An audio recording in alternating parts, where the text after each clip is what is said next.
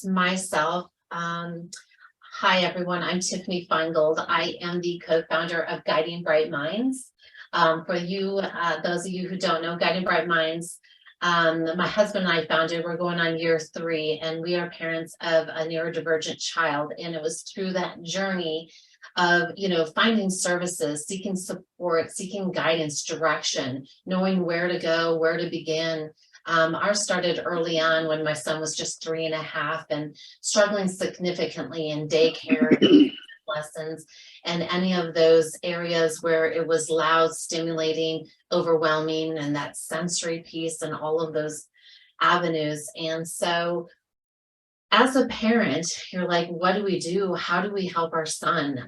What are their choices? And, you can go on Google and you can spend countless hours searching who, what, where, why. So what I wanted to do with Guiding Bright Minds is have that kind of single destination resource that you can come to, that our network of providers are vetted. So I interview each one of them. Why are you doing? How are you helping our amazing children? How are you focusing on their strengths and their superpowers? Because there's so many incredible strengths and superpowers. And how are we working together as a community? That's the other thing is, the more we work together and the more we build those relationships and make an understanding of what it means to be neurodivergent, what it means to learn differently, which we all do. I'll never forget my son when he was in 2nd grade and he was learning vertices. I'm like, what's a vertice? So I had to Google it, and he looked at me, he's like, Mom, I thought you had a college degree. And I'm like, hey, just because I have a college degree doesn't mean I can do 2nd grade math.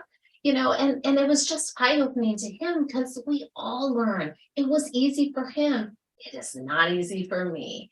And so just supporting and encouraging that. And that's what Guiding Bright Minds is about. We host 2 free webinars. We have some upcoming events, so be sure to look at our website. I just want to quickly announce we have a wonderful author of Capable, and I love her book called Capable because we all are capable. And she had a son who was diagnosed with Soto syndrome, who said he could never walk, he would never talk, and he's living on his own now at the age of 22, walking and talking. And so she wrote a book about we are capable. So be sure to check that out. It's coming up on January 22nd. We have supporting your neurodivergent child through the lifespan. Again, resources just to help parents. And then we have another webinar coming up about emotional care through the grief cycle, what to expect and how to nurture self-confidence and fortitude. So check those out. I'd love to hear from you. As I always say, feedback, input, what do you want to hear? We will allow for question and answers as well as chat, at the bottom. So be sure to add that. And I'm so excited to introduce to you this group with us today. And I'm always so thrilled, especially when we have students and we hear from our amazing kiddos. So the webinar today, Empowering Your Neurodiverse Child to Take Charge of Their Education. And kudos to Mia and the amazing team on putting this school together and creating an opportunity in which I hope all schools do one day in the United States, where we have this level of just support and acceptance and understanding. So I'm going to read the bios for Mia and Dan, and then turn it over to them. But just so everyone knows who's on the line, like I said, there will be time for question and answers, and I will also be sending out a recording of this along with any documents that we talk about and talk through too. So let me introduce Mia Coffing. So she's the founder principal of Prospect Academy. She believes in the potential of all learners and partnered with parents and the community members in the creation of Prospect to bring learning, science, and this innovation model to Colorado. Mia has been working in the field of special education for over 20 years, beginning with teaching swim lessons to young kids with disabilities. Since college, she has worked in a variety of settings, primarily teaching reading, math, and writing, and social adaptive and behavioral skills to students from varied backgrounds and ability levels. Prior to starting at Prospect, Mia started and ran a successful learning center worked as a learning support specialist at KIPP, Sunshine Peak Academy, and was the outreach consultant behavior analyst for Firefly Autism Schools and Families. Mia has an undergraduate degree in biological psychology from Dartmouth College and a master's in special education and behavior analysis from Vanderbilt University. She is a licensed behavior analyst, a licensed special education generalist, and a licensed special education administrator. So thank you, Mia, and kudos again to you for this amazing organization and the school and what you provide. Now let me introduce Dan Ferry. He's the founding STEM and math teacher. Dan is from Yorkshire, England. He's been a qualified educator since 2014, teaching across different elementary grades, and has also taught computer science and STEM in schools in London, England. Dan is excited to work as a STEM and math teacher with such a wonderful and supportive team at Prospect Academy. So Dan, welcome. Thank you all. And we have two amazing students, Victor and Ada, and I will turn it over to you, Mia. Thanks so much, Tiffany. Those were great introductions. We're really all excited to be here. I am especially excited to have some colleagues and community members here. Dan, would you like to, I know Ada and Victor are on, we'd love for you all to introduce yourselves and maybe just tell everyone just a little bit about yourselves, something that you like and what your interests are. So Victor or Ada, would you all like to do that?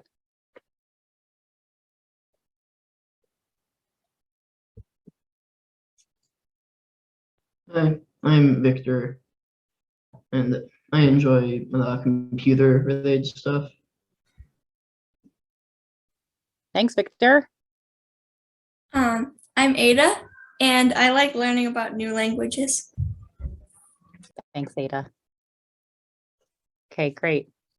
So we're gonna all probably jump in and share at different times tonight, but I'll just start by telling you all just a little bit about Prospect, and then starting the conversation around how to empower students. So Prospect is a school that just opened in August. So we are a brand new school. We are located in Arvada, and we're authorized through the state of Colorado. And we accept students from all over the metro area. We currently have students in our school from about 32 different zip codes. So it is a fairly wide-reaching school. And we have about 80% of our students are on IEPs. So we do serve a very high percentage of students in special education, which has always been our goal and part of our mission. And we have just loved and enjoyed the process of starting the school, all the things that we have learned, and all the ways that we've all have grown over the fall. And so we're just excited to be here. And I actually view this topic about empowering students as a work in progress for us. I think this is definitely something that's on our radar and something that's very important to us. And in some ways we have done a lot of work towards this already. And in other ways, we have a lot of areas to still continue to grow. So I also wanted to have students on with us to talk about the ways that they've seen this so far at Prospect, and then also to contribute some ways that, we can still continue to do better. And then finally, I just want to say that I'll present a little bit of information and talk through some of the things that we've done and some of the things that we hope to do. But again, this can be a little bit of a tricky topic. And so I would love for this to be a conversation. So if you want to put some ideas in the chat, if you want to participate in the ways that you can through this Zoom, I encourage you to do that, and would appreciate and love to hear that feedback and the ideas that maybe some of these topics bring up for you. So I'm going to get started, and I will share my screen. And then so Dan and Ada and Victor, I'm going to ask you all to jump in. Don't be shy. So if there's something that we bring up as a topic and you want to say more, or you want to talk about how you've seen this at Prospect, please just come off mute and jump in. Sound good? Okay, thanks. All right. Here we go. Okay. So, let's see here. Hang on. There we go. All right. So this is really important to us. And one of the reasons that it's really important to us is because in my career being in special education, I've worked with so many wonderful parents and professionals. And I've always felt that, especially in a middle school environment, I think it's also the hardest time because when kids are young and parents have to do so much for them, so much advocating and so much information finding, we sort of fall into some habits where we're still doing the work for our kids even as they get older and can potentially do some of the work for themselves. And so that's why I think like middle school is also a critical time for talking about this topic, because as a middle school student, I think this is such a natural, great time for kids to start to learn how to advocate for themselves and how to contribute to conversations around their own education. I'm just trying to move. Here we go. All right. So you heard our introductions, and we are so excited to be here. So thanks again for having us. And really our goals, which I mentioned, are to create a greater sense of agency and empowerment for students. We also want to think about ways that parents can still be supportive of their students and make sure their students are getting what they need, but to try and transfer some of that power and some of that locus of control to the students, with the parents as the supporters.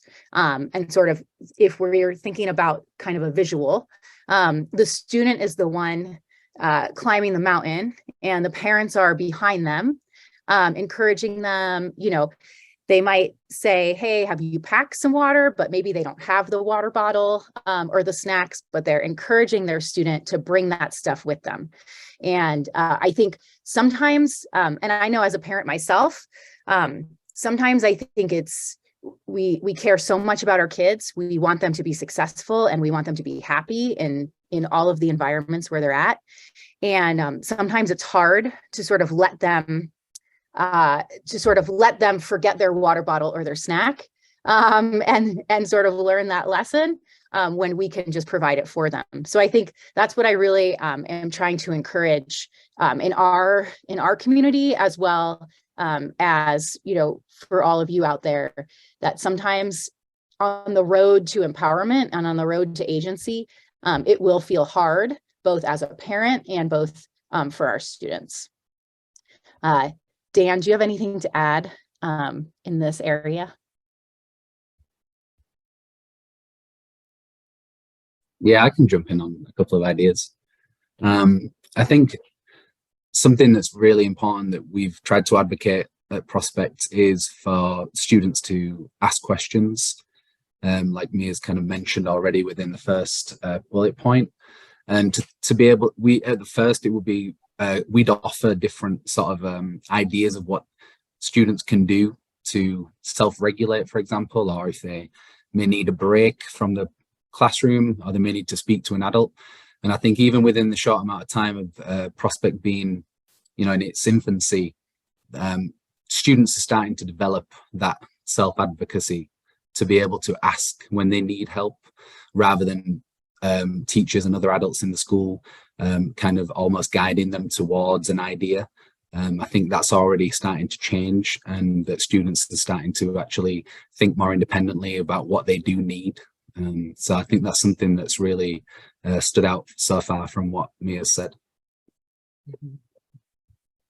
Ada and Victor, do you guys feel like at school that if you have something that you are thinking of, or you have an idea that you want to share, or there's something that you need, do you feel like you can contribute, or what kinds of things do you feel around being able to speak up and speak to adults?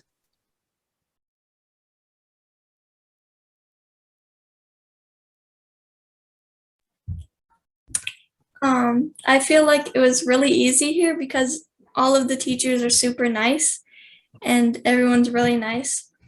So I've been able to ask multiple questions, share my ideas and stuff like that. It's been really easy. Thanks, Ada.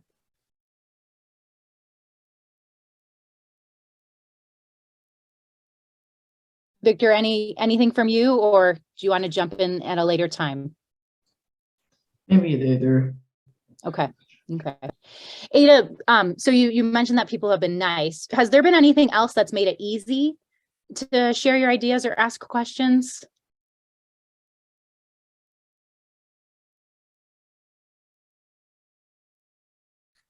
I mean, the fact that like you feel like you can trust all the teachers because they have like a trustworthy feeling, like something about them that's very trustworthy, so you can like talk about anything with them and they'll understand. Okay. Thanks, Ada. I appreciate that. All right. Great. Okay. And I think, another end goal of this is really to help build resiliency. And again, I'm speaking as a parent myself, but in both the children who we serve and who we parent, and then in ourselves as well. And this kind of goes back to what I was saying before. Some things will be hard, and some things will feel really hard. And I think something that I try and keep in the back of my mind is, what is the end goal? What is the end goal? Like, where do I want to see these children, right, who are now in middle school? Where do we want them to be at the end of high school, at the end of their high school years? Do we want them to be able to, go to a teacher or an adult if they're having a problem or an issue and tell them exactly what they need? Do we want them to be able to call and schedule appointments for themselves? Do we want them to be able to, sort of do these very independent adult living skills that we often will take on and do for our children, because we have spent so much time advocating for them in so many other ways that they've needed. And so again, I view middle school as this great opportunity for us to still provide strategic support to our kids and start to think about how we can scaffold that back, so that they're still feeling good and supported, but also so that we're starting to shift. So I think one of the first questions that's going to be really valuable to ask yourself and your kids in this situation is, what is your goal? Like, do you have some goals of where you want to be in 5 years, in 10 years? And then I think thinking back, what are the things that you need to be able to do to get to those goals in 5 years and 10 years? And how can we start working on them right now? And one of those things is really being able to talk to adults, being able to say what they need, and being able to recognize what they need to help make them successful.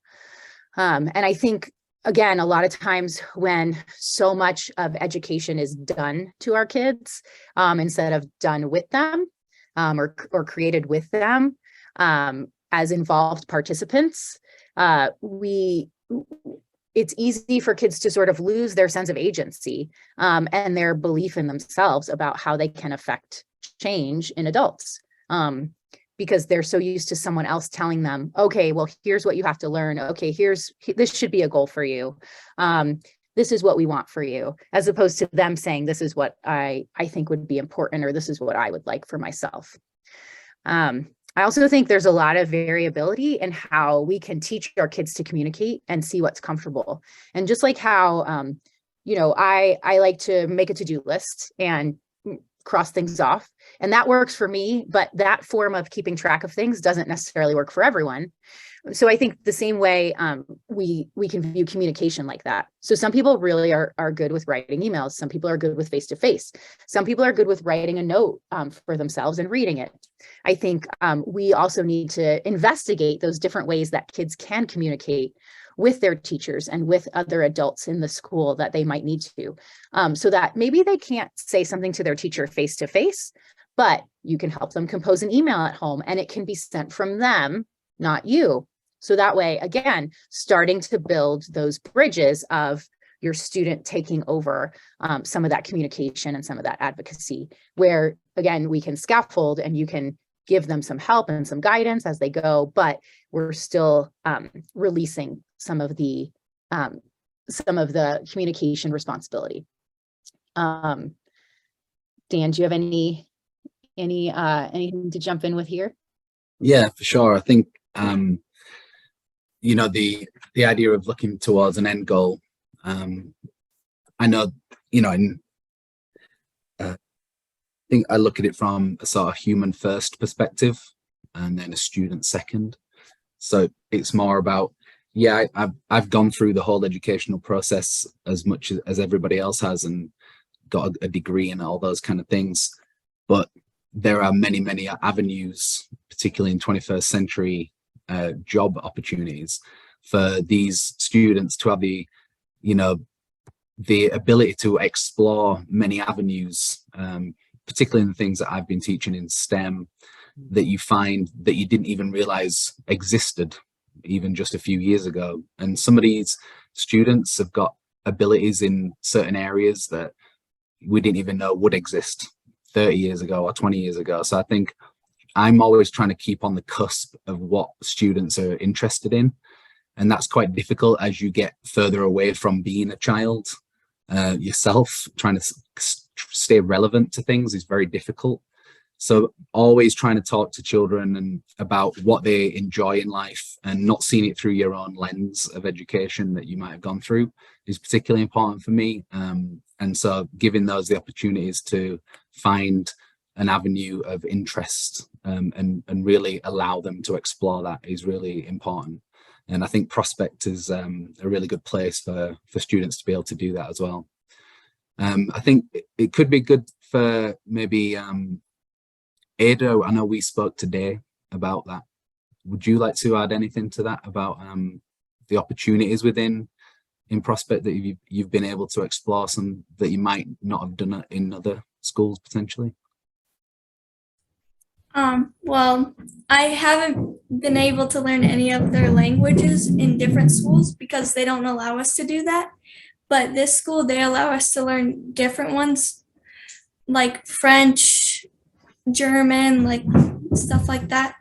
And I feel like because they did that, could make kids more lenient to be able to have a job in the future about that. Because if you make a kid do something they don't want to, they could not want to do it in the future. Very eloquently put, Ada. Victor, would you like to add anything at this point around what you've been able to do that you're interested in within Prospect? We have Chromebooks, which it's been really fun to do some stuff on those. Like they're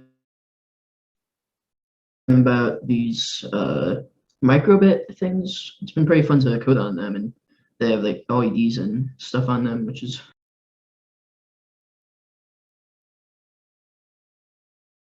Yeah, just for clarification, thank you, Victor. We're using these kind of they're called microbits. They're like mini computers. They're only about $15 each. And we found that the students are really very interested in using them, and you can use them for many different things. It might be, if there's a lot of parents on this call, it's kind of a cheap way to get children into programming. So just as a little plug there, I don't work for them or anything, but I've used them for many years, and they've always been a hit with children who are interested in technology, particularly in programming and things like that. But yeah, we shall move on. Thanks. I think, so we've talked about a little bit about why this is important. We've talked about, you know, one way we could start to help our students, still give them support by exploring other avenues of communication besides just in-person talking. But, you know, can we draft an email together? Can we write a note and have our student read it when they get to school? I think this is another area that's really important to me. Is for students to be a part of their IEP meetings or 504 meetings or student conference. I think, you know, even if the topic is hard or feels tricky, I think it's really important for students to be involved in meetings around maybe an issue that we need to problem solve, whether it's academic or behavioral, and have a solutions-based conversation with the student. Because a lot of times, again, what happens is a bunch of adults meet about what's happening with a student, and then we come up with a solution that sounds like so wonderful and perfect and, you know, data-based and all these like lovely words we like to throw around in education. But at the end of the day, if the student you know, if the student doesn't have buy-in, then it's not really going to be as effective as if they were in the room contributing to the conversation. They also might bring up different ideas and points that we as adults haven't considered because we're not in their shoes. And I think, you know, Mr. Ferry brought up a good point about as you get further from childhood, as you get further from being a student, you do lose some of that perspective. And so, especially around any sort of issue, we really like to include kids in the problem solving of that. And even though we don't officially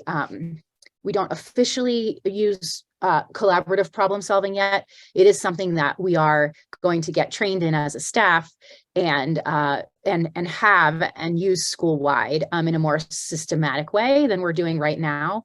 But right now we are using the collaborative problem solving ideas in a more sort of philosophical, loose way.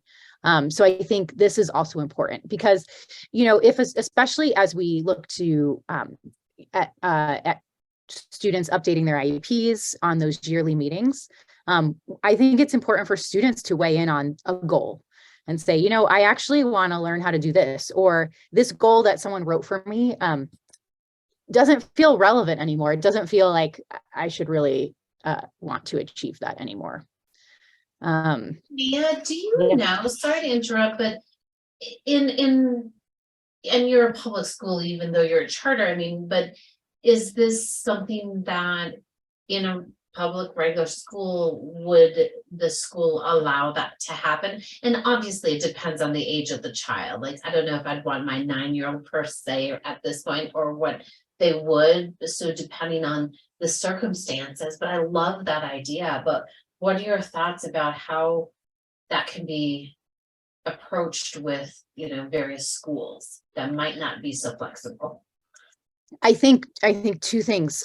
First is that, yes, so all public schools actually, I believe like best practice or guidance is that all students age 4th grade and up should be invited to their IEP meeting. I think I think we can, if there's going to be like a really tough conversation or the student might not be ready for that, either age-wise or maturity-wise, I think we can think about how we can split the meeting into 2 parts or multiple parts to involve the student in pieces of the meeting or the conversation that would be relevant and that would still give them some input, and while protecting them from parts of the conversation that might be harder.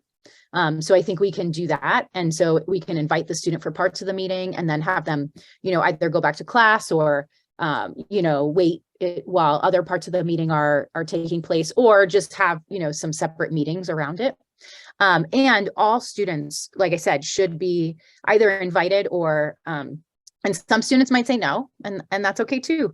But definitely want to always err on the side of including the student rather than not. I think. I love that. And I know we have some chats coming in. We'll wait till the end, but don't forget anyone who's, you know, on there as things come up, definitely use the Q&A or the chat. So thank you for that. I appreciate that. Okay. And I know Dan has done a great job of, you know, talking to students if they've like not wanted to do some of the work in his class, he's been able to differentiate and give them other work. Do you want to just talk a little bit about, you know, students sort of advocating for what they need, or if they've had any sort of issues that, you know, how you've sort of listened and problem solved with them? Yeah, I mean, I can use a couple of specific examples. So something I'm new to is precision teaching, which is what Mia has introduced to the school as a school-wide philosophy. And that requires students to work collaboratively together. They have to time each other. They have to trust each other's timings. They have to check each other's work. And they have to work within a time constraint. So there's like kind of a pressure as well for some. So we've been building the resilience around that.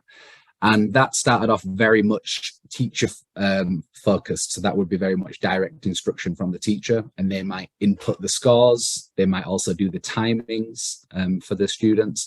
And over time, that has shifted now to a more self-advocacy strategy from a pedagogical perspective, in which now we've tried to train the students to work together by pairing them. And then they actually put in their own data online. And the next phase of this will be the students analysing their own data and seeing whether they need to have an intervention or whether they need to move on to something more challenging, and they can do that at a quicker pace. So we're really trying to have that conversation as we're learning to teach it, as well as the children are learning to learn it. So it's kind of a whole kind of interesting phase of learning that we're in at the moment, which is really exciting. And then kind of moving on to another brief one, which I think we've been flexible and kind of iterating through the year, is the idea of a movement within the day. So I've always been a big advocate of lots of breaks, brain breaks, whether they're mini brain breaks, whether they're a walk around the school break, just to reset for some students. And the movement, the most recent iteration of our movement class, which is a 30-minute class every day between periods 1 and 2, we sent out a form to all the students before Christmas break to ask what they would like within the movement. So we have movement sessions, but then we also have some classes where children can draw. We're probably going to even maybe extend that out to some kind of like engineering through Lego or something like that. So we're always asking and trying to keep students involved in the decision-making processes. And at the moment, we've got it where students can choose each day what they would like to do. So whether it's martial arts, basketball, team sports, it can be lots of different activities, and they can choose which one they want each day. That seems this week has been going pretty well. Obviously, there's always going to be little bumps, but it's been going pretty well overall. And then really kind of my main teaching position within the school since July has been the STEM teacher. There's not actually a STEM or computer science curriculum in America that's mandatory at middle school and elementary. There's only one at high school, but luckily where I'm from, across the old pond, it is mandatory. So we just stole that and brought it here. So we've been using a curriculum and developing our own curriculum on top of that. And within the sort of daily STEM lessons that the students are getting, if it's something, for example, like block coding in Scratch, some children may have never heard of it and others have had 2 or 3 years of it. So within each lesson now, I might have 10 to 15 children across the day doing different things to what I'm teaching the other ones. So they might be, for example, building a website using HTML. They might be creating music on a music production website. They might also be coding in text-based programs like Python and things like that. Or like Ada said, learning a language through Duolingo. So we're kind of using that time to really allow students to try and find something that they're interested in and then really kind of create something beautiful out of that. And we've had students teaching the classes. Victor's brother, Taran, taught the class how to build a game, which was quite interesting to watch. We've also had students teaching art classes as well within those times. So we're really trying to, like Mia said, give the child a seat at the table, essentially. Thanks, everyone. So I think another way that we could start to do this as parents and as practitioners is to schedule times to talk with teachers or staff before sort of an issue arises, or kind of before the need for self-advocacy. So that way we could start to build that relationship outside of school. Students can see a model of how that's done. And I think when we talk about teaching any skill, right, we think of kind of 3 phases, what we call a model, guide, and test. So a model is where we would see kind of exactly what would happen, right? So a student or a child would see what their parent says, what their parent does, how their parent contacts the teacher, and view the conversation. And then a guide would be where now the student starts to take over some of that conversation, but the parent is there to sort of coach them through it, whether that's in person or writing an email or helping them write a note. And then the test would be kind of that independent practice time, where then the student, might identify, here's an area or here's a situation that I need to talk to someone about, or that that doesn't feel good for me, or for some reason I need to tell someone something, and so I'm going to just go and say it right now, or I'm going to go and write it right now. And that's kind of their test, their independent practice of what they've seen, how they've sort of been guided or nurtured through some processes, and then kind of like the test phase. And I think, trying to actually practice this is important, both with, people that your child feels comfortable with. So with you, familiar adults, like family members, adults that kids know really well, maybe outside of school, like a coach or, a music teacher. I think giving kids an opportunity to practice this in a safe place is really important. And we can write out scripts and we can, do different situations together.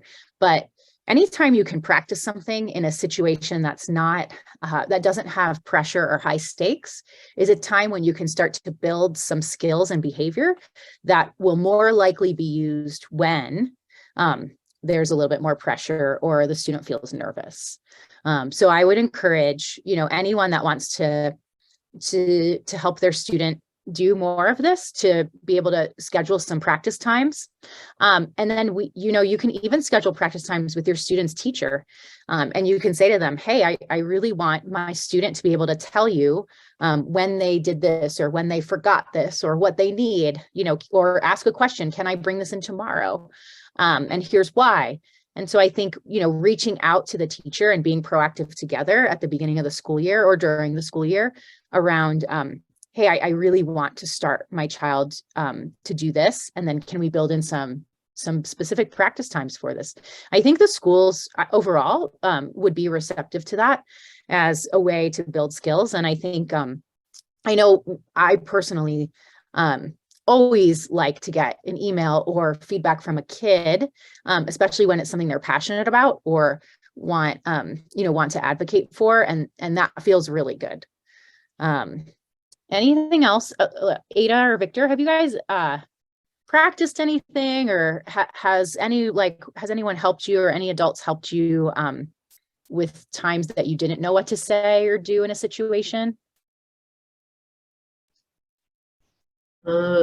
So far within my school year, my math teacher, Mr. Fairfield, has been really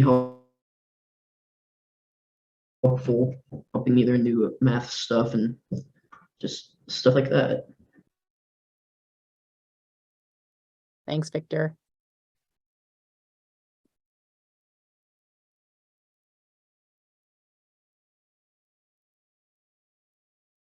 Dan, do you have anything to add for the practice part?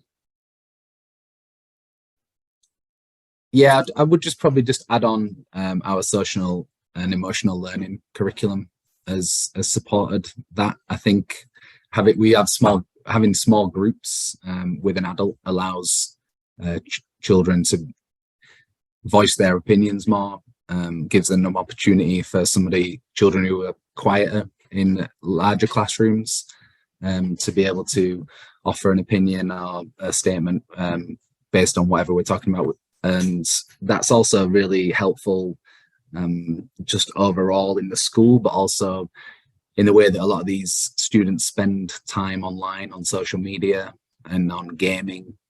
particularly at this age group. I think it's really important that we've been able to support that as well and really give them sort of practice to be able to understand what to do in certain scenarios and be guided with an adult at their side, essentially. Yeah, thanks. That's a great point. Okay.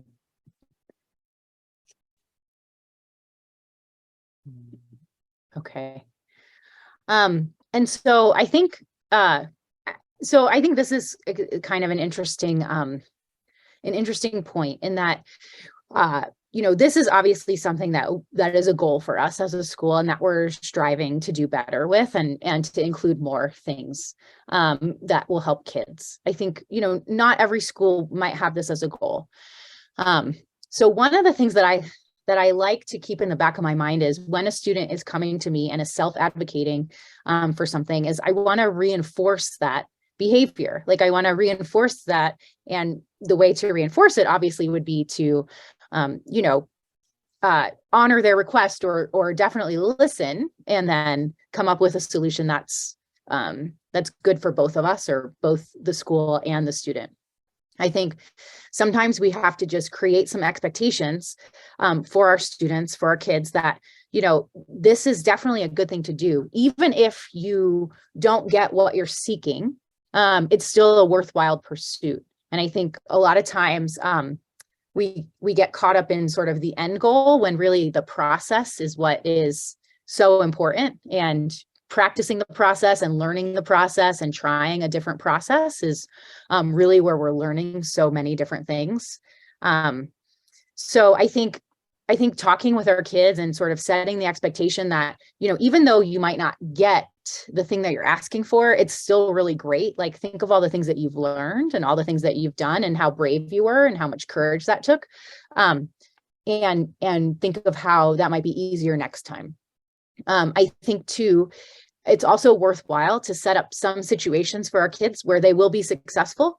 So I think, again, with the practice and with kind of thinking through about how to support our kids in this way, how can we make sure that we are setting up some situations where we know that someone will honor their request or listen to them and help come up with a solution that is satisfying to both people. And then I think like anything else, all of these things take time, right? And won't happen overnight, but I think for us to celebrate and really reinforce those little steps that we make and the little steps that our kids make and the little steps that school might make towards honoring our students' advocacy, I think that will help move the needle forward and, help schools see that this is important. Anything else there that you guys want to contribute? I could jump in briefly. I think just going back to the human first, student second notion, something that I've tried to start thinking more about is things like sleeping patterns. So even I noticed that in my math class, which is first period, when there was kind of a weekly assessment of progress, something like that, some students were very motivated at 9 a.m. to do that. Some would come in and looked exhausted, looked tired, and that was never going to be the best time for them to do that. But from a traditional perspective, it's like, well, all children need to do this now because that's what we're doing. So I think I've learned as a teacher and to have the conversation with certain students who I know might come in late or who might not have slept very well, and have the conversation about when is their best time in the day to be most focused, or when is the best time for them to be most motivated to want to do the work. And now we've built up, I offered at the start, maybe it might be an afternoon, maybe it might be another time in the day when I see them. I could come and see them during a planned time. And that shifted now where we built up the resilience. So we might have started, right, let's try and at least do 3 or 4 problems and I'll help you. Now we're building up to 20 questions within 5 months independently.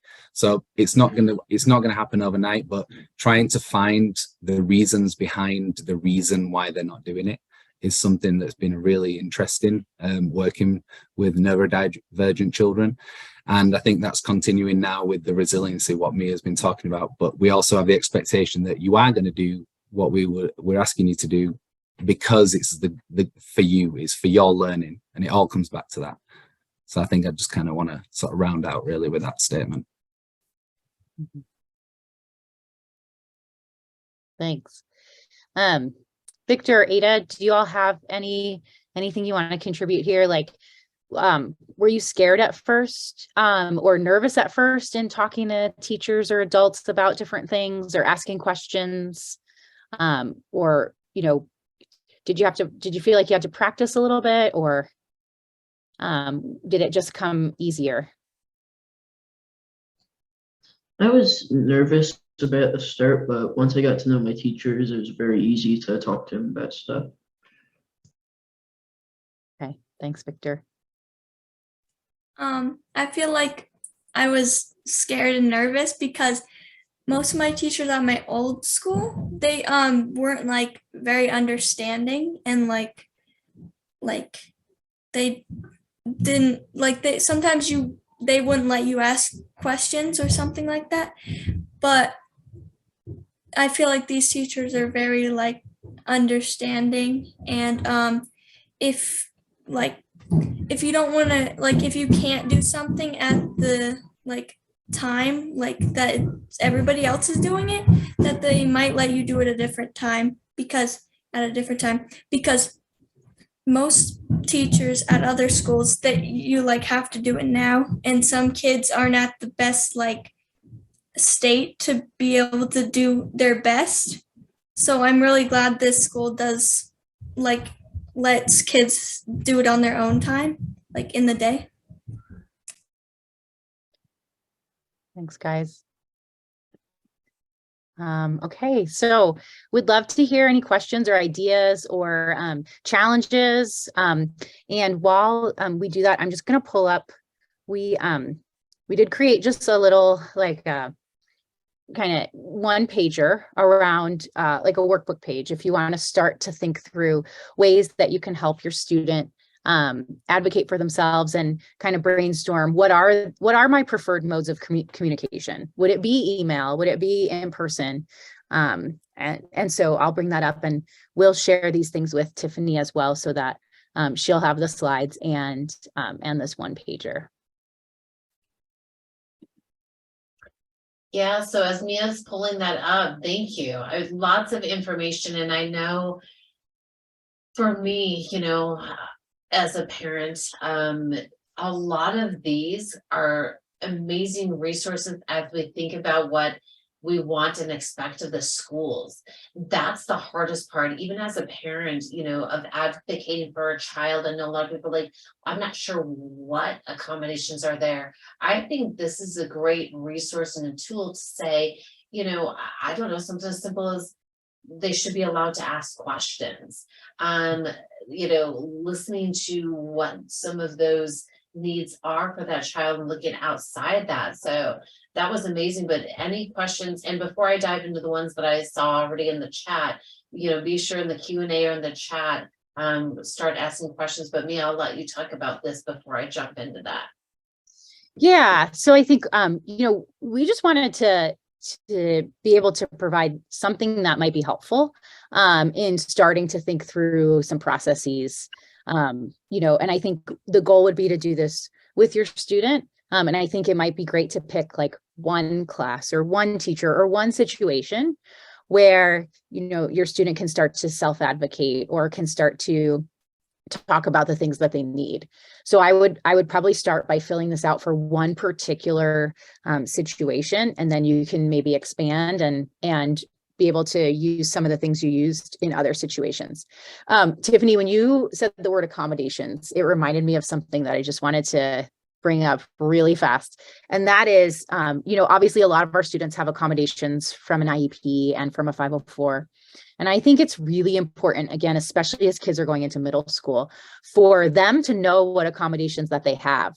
And to be able to say in a classroom, like if they're not getting an accommodation, to be able to say, hey, you know, Mr. or Mrs. So-and-so, like I am supposed to get extra time. I'm supposed to get, you know, I'm supposed to sit in the front. I'm supposed to do whatever, you know?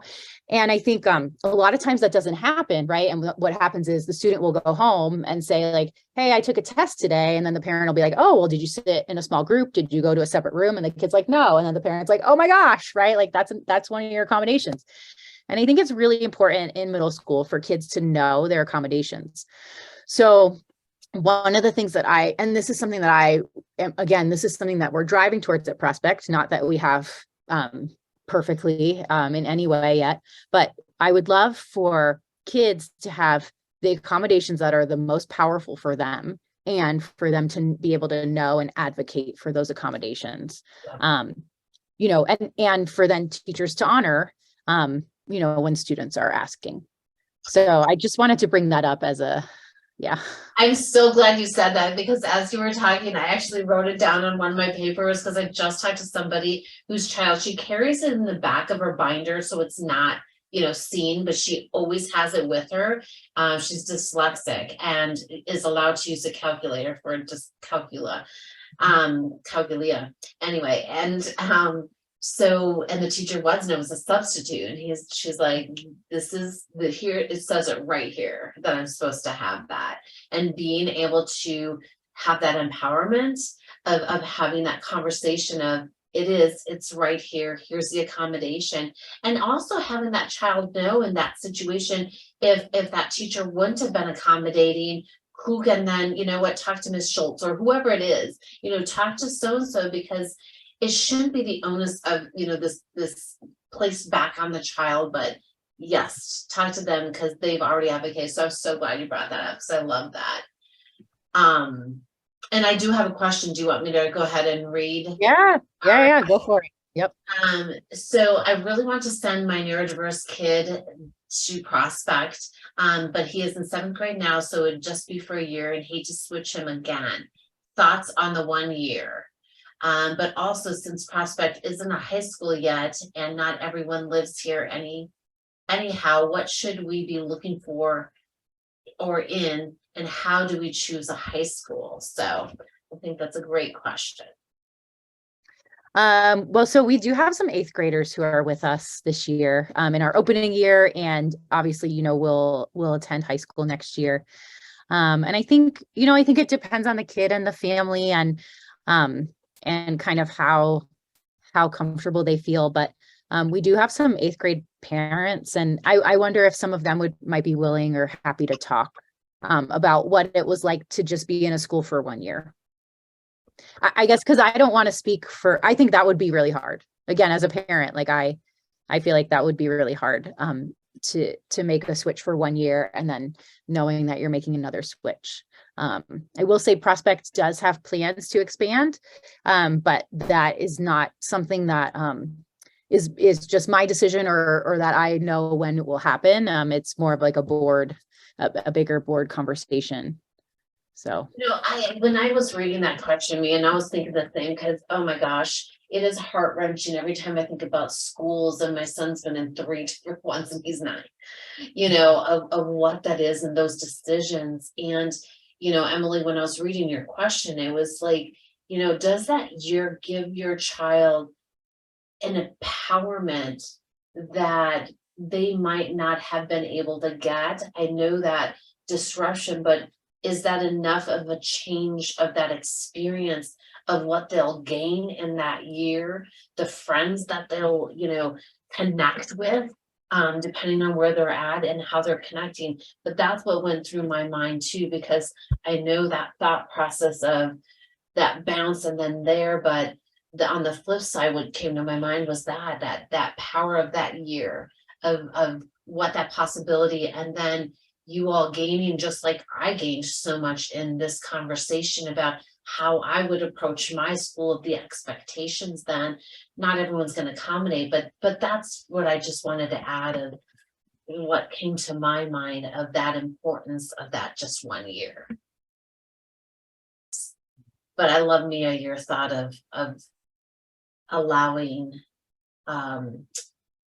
to speak to those other parents. Yeah. Thank you for Yeah, for sure. And Tiffany has my email, but if you get in touch with me, I'll reach out to some of our 8th grade parents and see if they'd be willing to talk. And even I think some of our 8th grade students, just thinking about, what they've experienced this year and what they've liked and, how they feel about attending a school for 1 year.